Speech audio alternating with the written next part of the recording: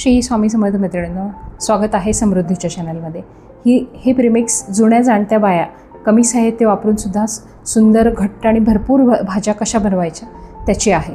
पूर्वी शेंगदाणे आणि खोबरं खूप वापरले जायचं नाही, पण भाजी घट्ट आणि चविष्ट आणि भरपूर कशी करायची तर हे प्रीमिक्स वापरून त्या करायच्या। अतिशय सोपे आहे। याला येसूरचं पीठ किंवा डाळ दाण्याचं पीठ म्हणतात। साहित्य मी सगळं डिस्क्रिप्शनमध्ये देणारच आहे, फक्त केलं कसं आहे ते बघा। फुटाण्याची डाळ, चण्याची डाळ, ज्वारी, तांदूळ, सगळे खडे मसाले एवढंच साहित्य याला लागतं। त्याचं एक विशिष्ट प्रमाण असतं, ते पण मी देणार आहे। हे सगळं साहित्य घ्यायचं, एक पॅन घ्यायचं किंवा लोखंडी कढई घ्या किंवा तवा घ्या, त्याच्यावर छान असं सगळं खरपूस भाजून घ्यायचं, कारण हे पीठ आपल्याला खूप दिवस टिकवून ठेवायचं असतं, म्हणून भाजणे ही प्रोसेस खूप महत्त्वाची असते। तर सगळं साहित्य असं छान गुलाबी रंगापर्यंत येईस्तोपर्यंत भाजायचं आणि त्याच्यानंतर सगळे खडे मसाले पण भाजून हे दळायचं। एवढं साधं आहे, पण हे पीठ म्हणजे भाजीचा पूर्वीच्या मसाल्याच्या भाज्यांचा आत्मा होता, कारण याच्याने जी चव वाढायची आणि क्वांटिटी भरपूरही केले तरी भाजी एकसारखी व्हायची, त्याच्यासाठी हे पीठ तयार करायचे। तर सगळं साहित्य छान असं गुलाबी रंग असतोपर्यंत खरपूस होईपर्यंत भाजायचं। ज्वारी ते लाह्या फुटेस तोपर्यंत भाजायची।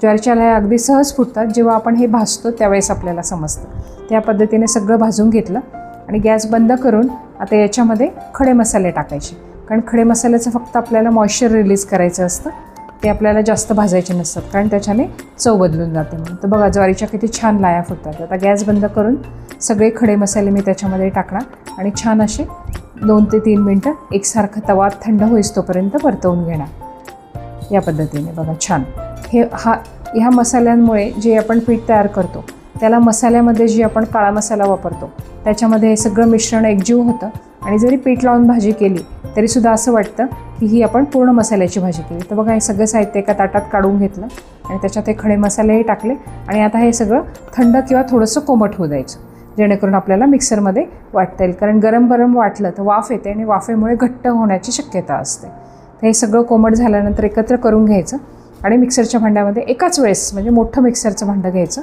आणि सगळं एकाच वेळेस घेऊन छान असं गव्हाच्या कणके इतकं बारीक करता आलं तरी चालेल किंवा त्याच्यापेक्षा थोडं जाड राहिलं तरीसुद्धा चालतं। बघा या पद्धतीने आता हे दळलेलं छान असं सगळं हाताने मोडून आणि ताटामध्ये पसरवून द्यायचं थंड होण्यासाठी, कारण त्याच्यातली सगळी वाफ निघून गेली की मग आपल्याला ते काचेच्या बरणीमध्ये भरून स्टोअर करून ठेवायचं आहे घट्ट झाकणाचे, जेणेकरून त्याच्यामध्ये हवा जाणार नाही। छान काचेची बरणी धुवून गरम करून घ्यायची, तिचं मॉइश्चर निघून जातं आणि तुम्ही प्रयत्न करा आणि मला कमेंट करून सांगा की तुम्ही भाजी घट्ट होण्यासाठी काय वापरता। Thank you, enjoy, like, share, subscribe माय